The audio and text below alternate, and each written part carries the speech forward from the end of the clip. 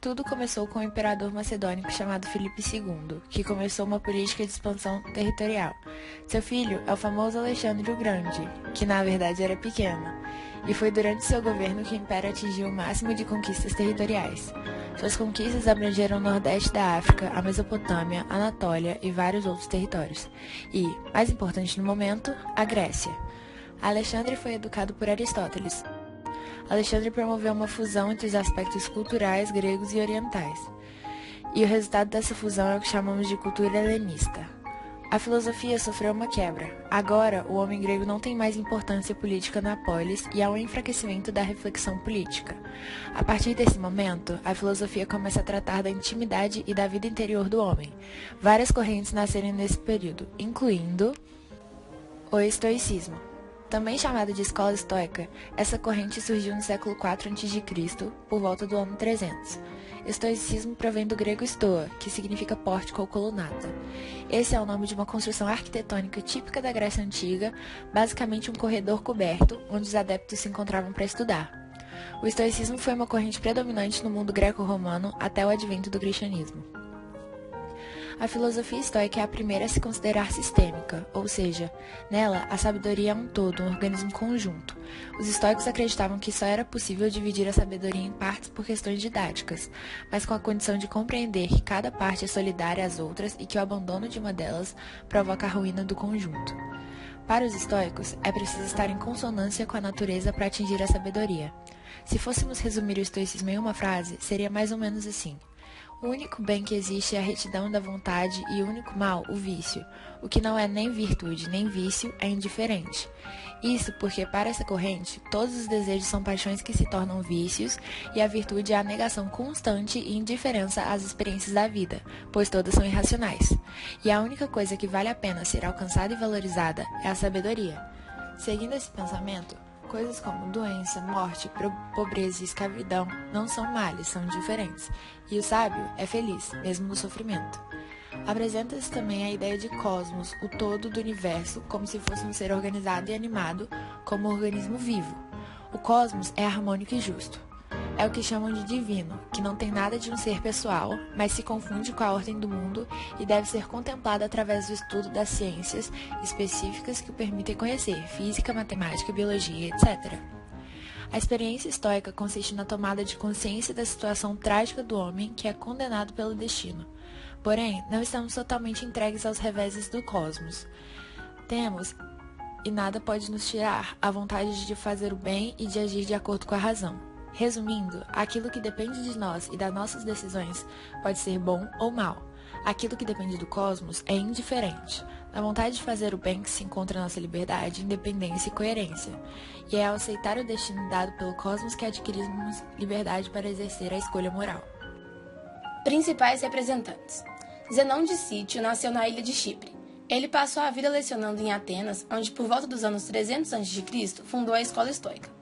Sua filosofia dava ênfase à paz de espírito conquistada através de uma vida plena de virtude, de acordo com as leis da natureza e do cosmos. Na obra Vida e Doutrina dos Filósofos Ilustres, Diógenes Laércio relata a lenda segundo a qual Zenão seria um comerciante e que, após sobreviver a um naufrágio na costa da África, teria sido atraído por alguns escritos de Sócrates e assim sua caminhada filosófica se iniciou. Zenão propôs uma tripartição da filosofia nos seguintes segmentos: lógica, que envolvia retórica, gramática e teorias da percepção e pensamento, responsável por fornecer um critério de verdade. Física, que estudava do ponto de vista da ciência e da natureza divina do universo, responsável pelo entendimento do cosmos. E ética, para regular as ações humanas, cujo objetivo é a conquista da felicidade, que deve ser alcançada seguindo a lei do cosmos. Zenão afirma que o ser humano atinge a plenitude e felicidade quando abandona todas as paixões terrenas, contrariedade, aborrecimentos e desassossegos. A única forma de viver sem contrariedades e sem paixões, vícios, é viver em apatheia, do grego apatos, que significa negar tudo aquilo que afeta o corpo e a alma, impassivelmente abandonado ao destino, sem esperar ou recear nada. Cleanto nasceu em Assos e aos 50 anos começou a aprender filosofia, se tornando discípulo de Zenão. Devido à sua paciência, lentidão, teimosia e capacidade de aceitar as dificuldades, ganhou o apelido de O Burro. Foi ele quem introduziu a ideia de materialismo na corrente filosófica, ou seja, a ideia de que tudo é formado a partir de um mesmo material. Crisipo de Solis. Crisipo foi discípulo de Cleanto. Ele defendeu ferozmente o estoicismo, atacando aqueles que pertenciam à doutrina do Pórtico, uma outra vertente do pensamento estoico. No ano de 232 a.C., ele assumiu a direção da Estoa. Ele defendia que a liberdade desapareceria num mundo onde predomina a fatalidade, que a moral é pura, a razão deve governar a vida e que a felicidade é encontrada na independência do sábio. Panécio de Rhodes é considerado o fundador da fase médio-estoica, na qual o pensamento estoico combina-se com o espírito romano. Ele começou a defesa de que a virtude não é suficiente para alcançar a felicidade, sendo também necessários meios econômicos, boa saúde e força.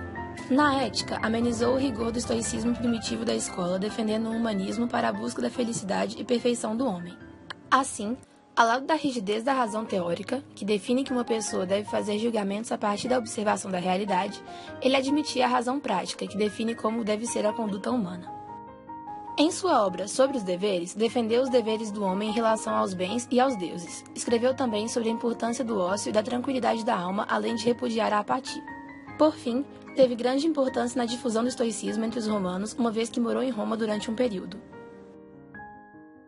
Posidônio de Apanca estudou grande parte da vida em Atenas, foi discípulo de Panécio e se tornou embaixador de Roma mais tarde. Ele seguiu a linha de pensamento de seu mestre, inclusive abrindo uma escola em Rhodes. Distinto por seus formidáveis conhecimentos científicos, procurou atualizar a doutrina estoica em relação ao progresso que as ciências alcançaram depois da fundação do Pórtico de Atenas, que fazia parte daquela outra vertente, lembra?